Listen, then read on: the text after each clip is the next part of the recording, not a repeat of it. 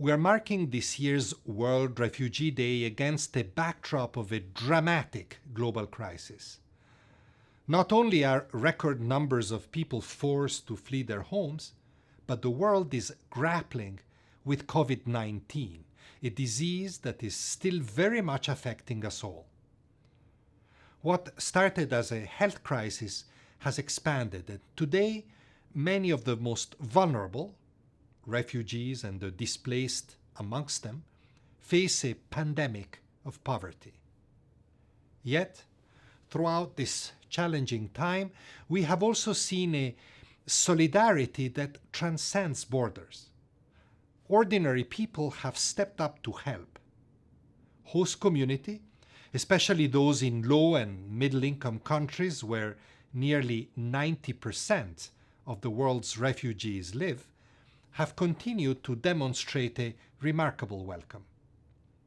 And refugees themselves are also contributing in significant ways, despite often living in extremely vulnerable conditions. They are, for example, volunteering as frontline health workers in Colombia or the United Kingdom, making soap for distribution in Lebanon and Niger, sewing masks and protective gear in Iran, helping construct isolation centers in Bangladesh, and elsewhere around the world, they're contributing time and resources to help the needy in their host communities.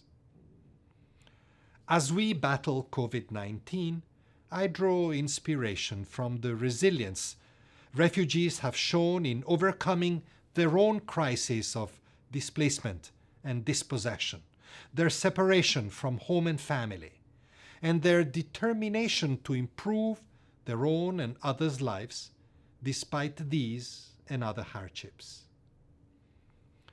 On World Refugee Day, I salute and celebrate the fortitude of refugees and displaced people around the world.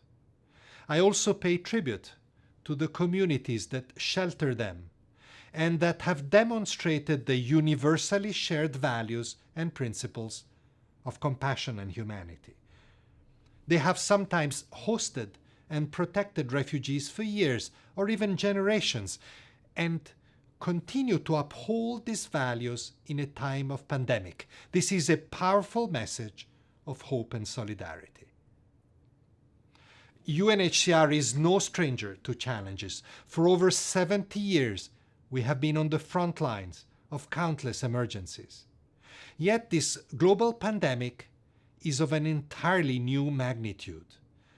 Our priority has been and will be to stay and deliver for the refugees, the internally displaced and stateless people we're mandated to protect.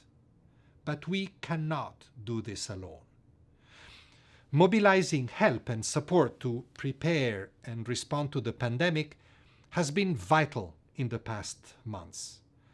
And we have seen how countries and communities around the world have included refugees in their own national health responses. It is now equally critical to secure refugees and displaced persons' inclusion in the much-needed socio-economic response to the COVID-19 pandemic. The Global Compact on Refugees has laid a strong foundation for this response. We have already seen it in action as bilateral donors. International financial institutions and the private sector have responded to this crisis with unprecedented levels to support refugees through host governments. Such support must continue and be redoubled so that they have the necessary resources to include refugees and displaced people and ensure that economic and social disparities do not lead to rifts within and between communities. More must also be invested in countries of origin to make the return of refugees a viable option. On this World Refugee Day, I call for greater global solidarity and action to include and support refugees, internally displaced and stateless people, as well as their hosts. Whoever you are, no matter where you come from. Every one of us can make a difference. Every action truly counts.